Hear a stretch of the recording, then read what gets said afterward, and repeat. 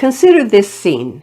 A child of 8 approaches an unknown man in a shop and says, "Mister, will you buy this toy for me?" The man is almost certainly not going to agree to buy it. He will most likely send the child to his or her parents for the request. The scene would be very different if the child were his own. The difference is in the relationship of the child and the man.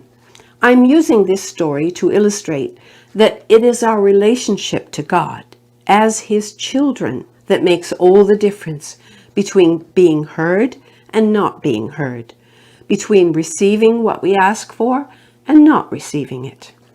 This relationship as God's children is super special because although God is the creator of all children are not children of God until they choose to become that through faith and obedience. This would mean being baptized according to the biblical model and committing your life in service to God. And very importantly, a child of God must treat his Father with respect and reverence. The creator of the entire universe and of all that is surely deserving of our respect. And let me just add this, no matter how often the silly and awful use of OMG occurs, it should never escape from your lips, as it is not respectful, nor is it God-honoring.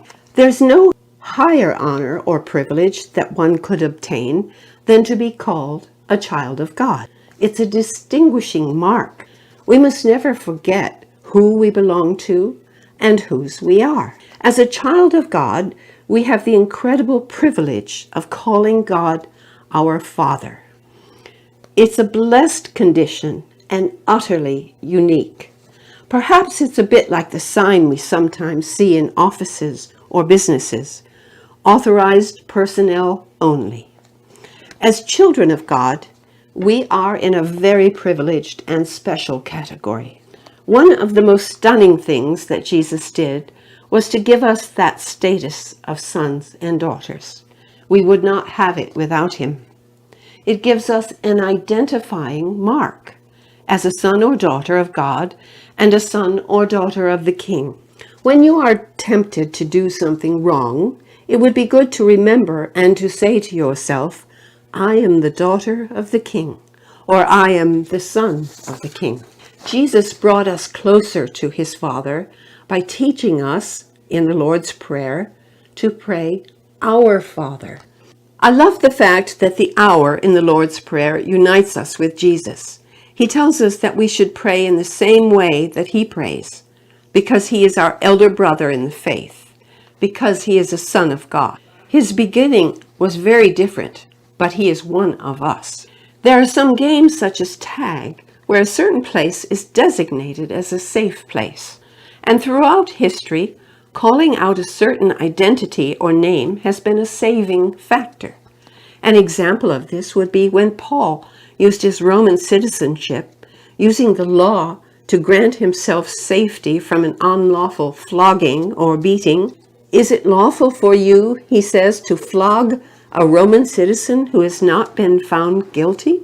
Listen to this promise, and it will be that everyone who calls on the name of the Lord will be saved. Jesus used a new and different word than was used in the Old Testament to address his Father, and that word was Abba, which was never used by Christians before Jesus. I am only going to try to teach you one foreign word, and it's short, so don't worry, and you will find this word in your New Testament Bibles, Abba.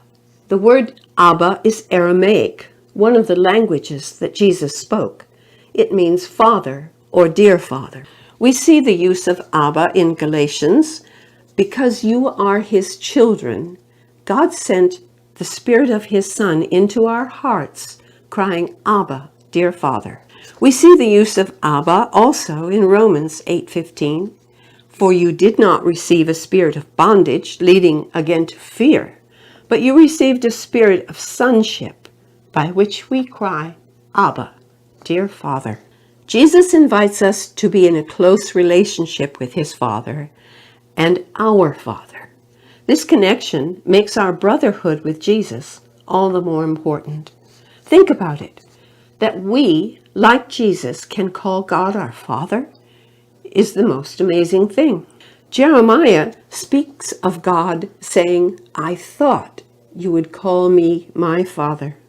That is always what God wanted and hoped for.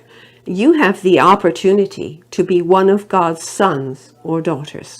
One author says this, "Most of us seem to believe that God tolerates us, but we have a hard time believing that he is truly glad, wanting to be with us." Jesus knows who he is, and he knows his Father.